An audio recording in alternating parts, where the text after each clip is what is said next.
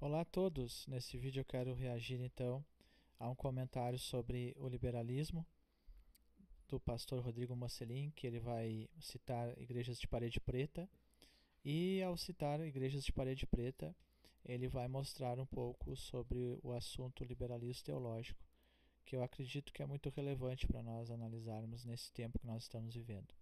Então vamos lá. É óbvio que uma igreja pode ter a parede preta e ser bíblica, mas, na maioria das vezes, a parede preta visa, sim, transmitir uma mensagem, uma identidade. Na maioria das vezes, a igreja da parede preta tem uma teologia muito errada. Há uma abordagem para com a escritura que leva a todo tipo de problema, esquisitice, heresias, visto em muitas igrejas evangélicas. Que seria isso que eu considero tão grave que a gente vê em muitas igrejas da parede preta? Vamos lá, curta, comente, se inscreva, bora para mais um vídeo. Mais uma vez, é óbvio, vamos frisar. É claro que uma igreja pode ter a parede preta e ser bíblica, mas na maioria das vezes não é, não. Eu explico por quê. Primeiro, antes de entrar no problema de fato, no problema teológico, real, primeiro eu explico a questão estética e a questão dos valores e da teologia. A estética, diferentemente do que muitos dizem, não é vazia. A estética não é vazia de crenças. Memorize isso aí porque eu vou falar várias vezes aqui. A estética não é vazia de crenças e eu falo sobre isso lá na minha série sobre beleza. A boca fala do que está cheio o coração. Todas as nossas expressões procedem sim de nossas crenças interiores. Pense, por exemplo, no médico. O médico tá de branco, comunica a identidade, o juiz de preto. Aquele amarelão do McDonald's para chamar a atenção. As cores identificam grupos, times. Quando uma pessoa faz uma tatuagem, ela quer comunicar alguma coisa. A estética não é vazia de crenças e valores. Então a primeira coisa a observar, a estética não é vazia de crenças e valores. Então quando a pessoa esteticamente ela muda, ela quer sim representar algo. Então isso é uma As feministas, elas realidade. quiseram defender os seus direitos. Qual foi uma das maneiras que elas utilizaram para protestar? Elas vestiram calças. Era um bloomer, algo que era assim, uma calça larga. Porque naquela época, a calça era uma roupa para homem. Agora pense, por exemplo, em Paulo. Paulo proibiu as mulheres de ficarem sem véu. Pois é, esse adereço comunicava alguma coisa. Ficar sem ele também comunicava algo. Mais uma vez, a estética e as nossas expressões, elas não são vazias de crenças e de valores. Portanto, muitas igrejas aderiram ao preto lá nas paredes de seus prédios, simplesmente por modismo, seguindo a maioria. Mesmo assim, lá no fundo, meio assim, sem uma consciência total, eles também estão seguindo uma tendência que tem a ver com uma questão muito interessante. Tem um motivo. Romper com a ideia de igreja tradicional. Romper com a tradição. E aqui entra o meu grande ponto. E saiba que eu não estou falando aqui de tradição pensando apenas na questão estética, mas sim na tradição da teologia, do que é ser igreja. Então, a questão estética que... Então o que o pastor vai falar aqui? Ele vai falar sobre a tradição que as igrejas estão agora escolhendo romper. Então a igreja que ela tem um visual conforme apresentado, parede preta, formato diferente, estilo diferente, ela não é que só está seguindo isso porque parece que seja mais moderno, mas há também por trás então uma visão teológica, uma visão acerca dos valores bíblicos que também leva a esse posicionamento. E esse tipo de visão, ele está não somente num formato de igreja, se é parede preta, mas está em todas as igrejas, em sua grande maioria, aqui no Brasil. Não podemos dizer assim no geral, mas está em grande parte essa visão mais liberal, teologicamente falando. veio para mostrar, a gente agora não queremos mais ter cara de igreja, mas de balada de qualquer outra coisa. Queremos romper com a ideia tradicional de igreja, não apenas na arquitetura. Essa questão estética foi apenas um efeito de uma causa anterior, uma mudança interior na questão teológica de inúmeras igrejas do nosso país, que julgam não precisar da tradição teológica acumulada ao longo de 2000 anos de história da igreja. Para muitas dessas igrejas, até as que não são de parede preta, boa parte das igrejas modernas, nós podemos ler a Bíblia sozinhos, sem auxílio dos homens de Deus e de tudo aquilo que foi produzido ao longo da história da igreja. Então, olha só, qual é a visão então nova agora? Não precisamos mais avaliar as escrituras na visão da tradição de 2000 anos atrás. Essa é a visão que o pastor está apresentando e eu concordo com ele de que o passado não importa mais. Aquilo que foi escrito no passado não importa mais. Aquilo que foi escrito no passado é algo que foi histórico, algo que foi um acontecimento, mas não é algo necessariamente para nós relevante. Agora nós podemos fazer diferente. É isso que está acontecendo no nosso tempo e por isso que a teologia do nosso tempo é liberal e está cada dia mais decaindo. Essas igrejas evangélicas saíram do buraco católico e caíram em um outro abismo. Na igreja católica, a crença é: a Bíblia está em pé de igualdade com a tradição. Catecismo Católico, parágrafo 80. A tradição e a Sagrada Escritura estão estreitamente unidas e comunicam-se entre si. Com efeito, ambas fluindo da mesma fonte divina. E não é por acaso que eles colocaram a tradição primeiro. Nós protestantes cremos que a inspiração que Deus deu aos autores canônicos, os autores da Escritura, foi única, inigualável. E com o fechamento do cano, ninguém jamais terá uma inspiração como aquela. A igreja católica não crê assim. Eles creem que a tradição, principalmente na pessoa do Papa, goza da mesma inspiração. Na prática, a tradição tornou-se superior à Escritura e acabou por anular a palavra de Deus em muitos aspectos. Exemplo, é impossível haver purgatório na Bíblia. À luz da Bíblia não tem como, mas segundo a tradição, tem. E como a tradição se tornou a fonte última de autoridade para a Igreja Católica, a Bíblia se submete à tradição e eles dão um jeitinho de inventar purgatório lá na crença deles. Isso é errado e a base de todo o problema da Igreja Católica, como explica Bavinck. Essa perspectiva da tradição fez com que a tradição assumisse o lugar da palavra de Deus. Lembra de Jesus dizendo que os fariseus, por meio da tradição, eles invalidavam a palavra de Deus? Os católicos fazem o mesmo. Ok, agora sabe como os evangélicos atuais consertam essa heresia monstruosa da Igreja Católica que coloca a tradição acima da Escritura? Com um outro erro, dizendo que a tradição não serve para nada, não precisamos da tradição. Então, hoje em dia, o erro está aí, ó. A tradição não serve mais para nada. Ou seja, aquela história de 2000 anos da igreja com toda a sua riqueza teológica não serve mais para nada. Esse é o grande erro do nosso tempo. Essas pessoas que seguem a teologia liberal, elas costumam se referir ao que passou como algo desnecessário, como algo que ficou no passado, como um ensinamento que não é necessário aplicar e estudar hoje para a interpretação bíblica. Vamos adiante que o pastor vai explicar. Para nada. O filósofo Francis Bacon, ele desenvolveu uma nova epistemologia, uma nova teoria sobre como podemos obter conhecimento. Como Nancy Pierce explica em seu livro Verdade Absoluta, Bacon ensinava a nos livrarmos de todas as ideias e noções já aceitas. Ele disse, com a mente livre de opiniões, nós nos sentamos diante dos fatos como criancinhas. Isso foi aplicado à Bíblia por um pastor chamado Alexander Campbell. Ele disse que o teólogo deveria seguir Bacon, como o químico o segue. Charles Hodge disse que a Bíblia é para a teologia o que a natureza é para o cientista. Ou seja, vá para a Bíblia livre de todas as concepções históricas, todas as histórias teológicas, calvinismo, luteranismo e por aí vai. Campbell, inclusive, acreditava que as divisões das igrejas evangélicas aconteciam justamente porque as pessoas liam suas Bíblias com os óculos de uma teologia. Empenhei-me em ler as Escrituras como se ninguém as tivesse lido antes de mim, disse Campbell. Qual o problema com essa epistemologia baconiana? Primeiro que Bacon não percebeu que isso era uma contradição. Vá analisar os fenômenos da natureza sem nenhuma filosofia, dizia Bacon. Ora, mas isso é uma filosofia. Vá praticar ciência sem nenhuma crença. Ora, isso é uma crença. E Campbell também não percebeu a sua contradição lógica. Ele dizia que devíamos ler a Bíblia livres de todo o sistema humano, enquanto ele usava o sistema humano de Bacon. Ou seja, não... Então, qual é o sistema humano de Bacon e Campbell também? É o sistema liberalista. Quando eles, então, olhavam para a Bíblia e diziam que não era necessário buscar, então, no passado, a ajuda para interpretar, para compreender, para também estudar e criar, escrever sobre os assuntos teológicos, quando eles diziam que não era necessário olhar para o passado para fazer isso, isso já é um novo ensinamento, ok? Só que hoje também muitos eles até seguem dessa forma, mas tem muitos outros que não seguem bem dessa forma esse ensinamento. O que eles fazem? Eles, ao invés de dizerem não é necessário olhar para o passado e seguir o ensinamento do passado, eles dizem diferente. Eles dizem, olha, aquilo que é passado não é tão relevante. Então eles fazem uma separação mediana e eles dizem o seguinte, não, temos muitas coisas boas hoje, o conhecimento está muito melhor sendo o conhecimento de hoje, mas eles não se dão de conta que hoje, no nosso século presente, o liberalismo, desde o início, na grande maioria das escolas teológicas, que são escolas progressistas na sua visão ideológica, elas não são mais conservadoras. E eles estão, então, esse tipo de pessoa que olha em parte para o passado e diz, até dá para considerar, mas considera estudar mesmo aqueles teólogos que são do presente. Eles não entendem que a grande maioria dos estudos e ensinamentos do presente não são conservadores. São, em sua maioria, liberais e progressistas. Então, ao fazer isso, eles estão também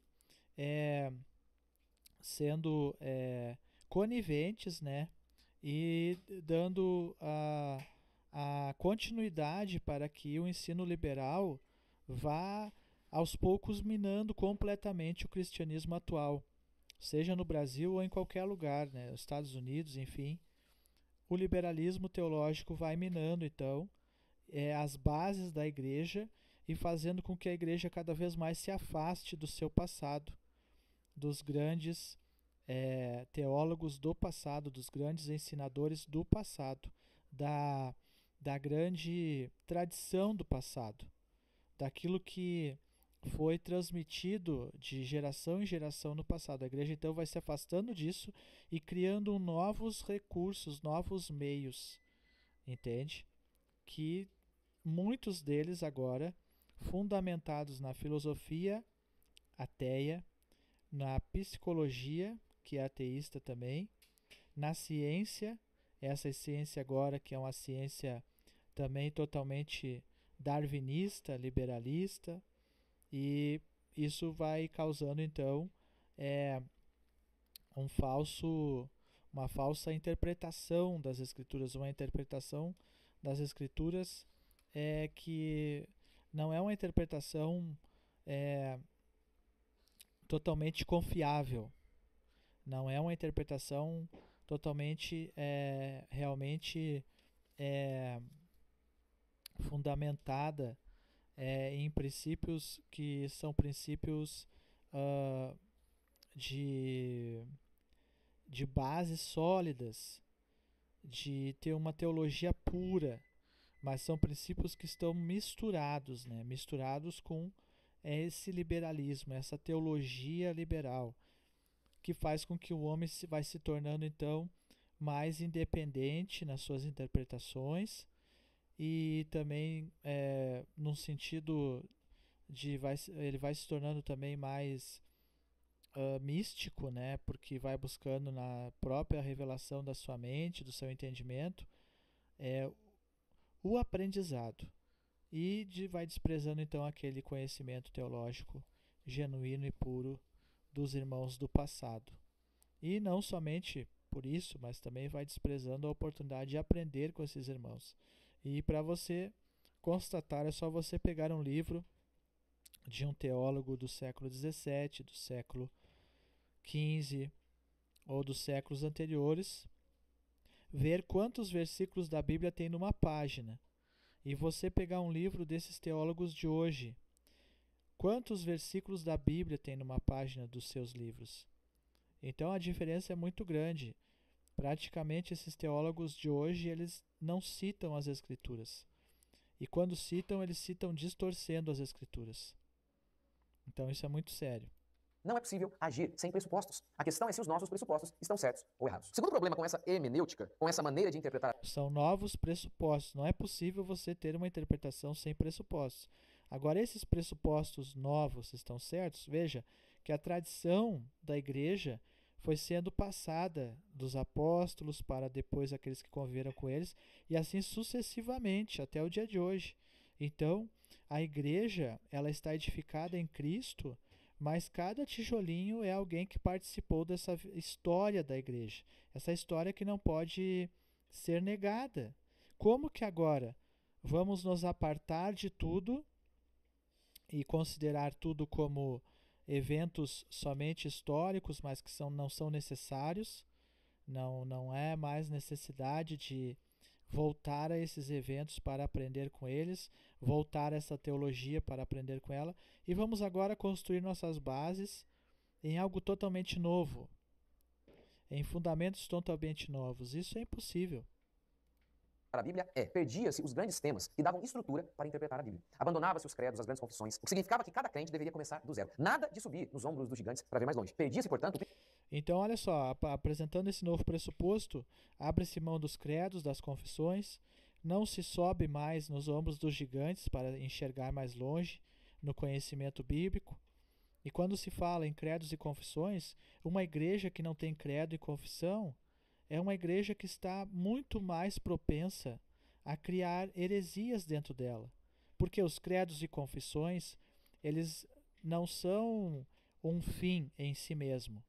Porque foram escritos por homens, mas baseados em temas totalmente bíblicos e com total referência na Bíblia. Todas as referências que estão nos credos e confissões são referências bíblicas. E o desenvolvimento deles em cima de temas bíblicos. Então, o que isso vai servir para a igreja? Vai servir como um norte, como uma direção, como uma base, um fundamento. E hoje as igrejas também abandonaram totalmente esses credos e confissões, dando lugar, então, a muita brecha para que aconteça situações de heresia, situações de uma teologia liberal, humanista e herética também, né? o privilégio de checar as suas ideias através de mentes e culturas das mais diversas, que se manifestaram através da longa história da teologia cristã. A Bíblia é a palavra de Deus, mas você, mesmo renovado pelo Espírito Santo, ainda tem pecado. Ler a Bíblia e obter conhecimento não é um trabalho meramente intelectual, mas também moral. Suas paixões, suas experiências, a sua cultura, a cultura em que você está inserido. Tudo isso molda quem você é. E você vai para o texto bíblico não de maneira neutra, mas com toda essa bagagem que está aí acumulada. Então, diante da cultura, a cultura que hoje nós estamos vivenciando, será que nós, quando vamos ler a Bíblia, a igreja, quando vai ler a Bíblia, ela não vai ler de acordo com a visão da cultura? Ela vai, conforme o pastor está falando, ela vai ser influenciada pela cultura. Agora veja então, o que nós temos na nossa cultura de bom para nos influenciar para ler a Bíblia? Tem alguma coisa? Tá difícil encontrar, né? Mas quando você vai para a história cristã, para a tradição cristã, para a teologia cristã do passado, você encontra uma cultura cristã sólida para interpretar a Bíblia. Então, uma cultura cristã sólida e totalmente diferente dessa cultura cristã liberal do nosso tempo, onde tudo é colocado em dúvida, onde tudo é colocado em xeque com respeito a os grandes gigantes, servos de Deus do passado, que pela graça de Cristo desenvolveram grandes estudos e ensinamentos para a igreja. Em seu ser. Por exemplo, se a cultura feminista diz que afirmar que uma mulher não pode fazer qualquer coisa é imoral, a mulher pode fazer o que ela quiser. Isso molda a sua estrutura interior. E é por isso que tantos, mas tantos cristãos leem a Bíblia e não veem o óbvio, pastorado feminino. É errado. E eu vou dizer mais, não é um tema polêmico. Não é, é muito simples. Mas por que tantos crentes enxergam isso? É que com os óculos da cultura feminista... Sabe por que muita gente interpreta errado a Bíblia? Por causa da sua cultura, da cultura que ela está inserida. Então, lê a Bíblia e não vê o óbvio, como o pastor falou. Porque está inserida numa cultura e ela está sendo influenciada por essa cultura. Ok? E o mundo, como diz a Bíblia, jaz no maligno. Você tende a enxergar de acordo com esse preceito feminista. Ainda que seja claro no texto, há um véu feminista que te impede de entender o texto. Sendo assim, sabemos que somos pecadores, sabemos que somos limitados, influenciados pela cultura. Olhar o texto e dar uma checada no que os homens de Deus falaram ao longo de 2.000 anos de história da igreja, em culturas diferentes, não é uma boa maneira de checar a nossa interpretação. Mas, com a ideia que muitos pastores têm hoje, a gente não precisa de tradição para nada. Os homens então vão com toda a sua parcialidade, ou seja, com sua inclinação, e principalmente inclinação para o mal, para o texto. E muitas vezes acabam interpretando o texto de maneira incorreta. Portanto, diferentemente do que Campbell disse, é justamente a ideia de ir para o texto de maneira neutra o que traz divisões. Pois não somos neutros. Cada um tem uma experiência de vida, valores diferentes, uma cultura que os marca, e com toda essa carga, eles leem o texto. Deixa eu dar um exemplo. Feministas leem o livro Orgulho e Preconceito, de Jane Austen, e veem na personagem principal o símbolo de uma feminista. Cristãs leem o mesmo livro e veem a mesma personagem, a protagonista, como símbolo de uma cristã. Como pode? Cada um só pode enxergar o que os seus olhos conseguem ver. E se os seus olhos forem maus, você só vai enxergar o que não presta. Por isso, Bavinck disse, seja quem for que se isole da igreja, do cristianismo como um todo, da história do dogma em sua completude, perde a verdade. Olha só que frase interessante. Seja quem for que se isole da igreja, do cristianismo como um todo, da história do dogma em sua completude, perde a verdade da fé cristã. Por quê? Porque a história cristã, tudo aquilo que aconteceu faz parte da verdade. Um dia Cristo abrirá o livro da vida diante de toda a humanidade e essa história será passada também. O testemunho da igreja, o testemunho dos fiéis ao longo dos anos será apresentado. Como então vamos virar as costas ou vamos desprezar tudo isso e toda essa riqueza para agora dar lugar a novos pressupostos? Isso é nós assassinar a nossa própria fé. Ok? Perder a verdade da fé, né? É nós ficarmos perdidos nessa confusão liberal e teológica do nosso tempo. Da fé cristã. A tradição erra, com certeza. Mas se o acumulado de 2.000 anos de história, de homens de Deus ensinando o texto, analisando o texto, se eles erram, imagine você sozinho na sua casa, criatura. Portanto, quando você estuda a história... Então, olha só, imagina só, se a tradição erra, com certeza, mas imagina se o acumulado de uma história de 2.000 anos de teologia cristã erra, que todos, ninguém criou nada novo na história, aqueles que realmente foram direcionados e serviram ao Senhor pela graça, direcionados biblicamente por Ele. Um foi edificando sobre o outro. A própria reforma, ela não veio do nada, mas já os irmãos reformadores, eles estudavam Tomás de Aquino, estudavam Agostinho, e Agostinho anteriormente estudava os pais da igreja.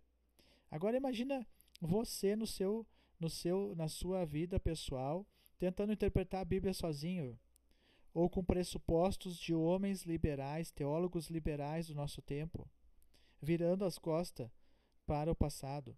Agora imagina se esses homens do passado da história, que foram homens de Deus, que criaram a teologia e foram edificando sobre a base que é Cristo, eles têm as suas falhas e erros. Imagine nós, se virarmos as costas para eles, não subirmos nos ombros deles para enxergar as verdades cristãs, e agora edificarmos sobre pressupostos humanistas e liberais. Da igreja, das doutrinas, você tem uma maneira de avaliar, de checar as suas crenças. Você dá uma interpretação B para o texto. E ao olhar para a história, você percebe que alguém já deu essa interpretação lá atrás. E quais foram os frutos dessa crença, dessa interpretação? Um mar de desgraça. A história da igreja, portanto, nos mostra o fruto dessa árvore. Além do mais, o pastor que não quer se debruçar nos estudos, além de preguiçoso, é arrogante. Eu não preciso do que os servos de Deus do passado ensinaram. Sendo assim, sabe por quê? Então, olha só. Imagina só, a história ela não erra. Então, todos aqueles que se fundamentaram em heresias na história vai ser mostrado. Todos aqueles que se fundamentaram em verdadeiros ensinamentos, vai mostrar também a história. Ó, deu certo. Ó, não deu certo. Ok? Então, essa atitude de não olhar para a história é uma atitude arrogante. É uma atitude de alguém que, como o pastor diz, que é soberbo, que é ser autossuficiente. Acha que não precisa de ninguém para aprender. Que em cada esquininha um pastor inventa uma nova velha heresia, seguindo Campbell, eles ignoram o trabalho árduo dos homens de Deus e da igreja.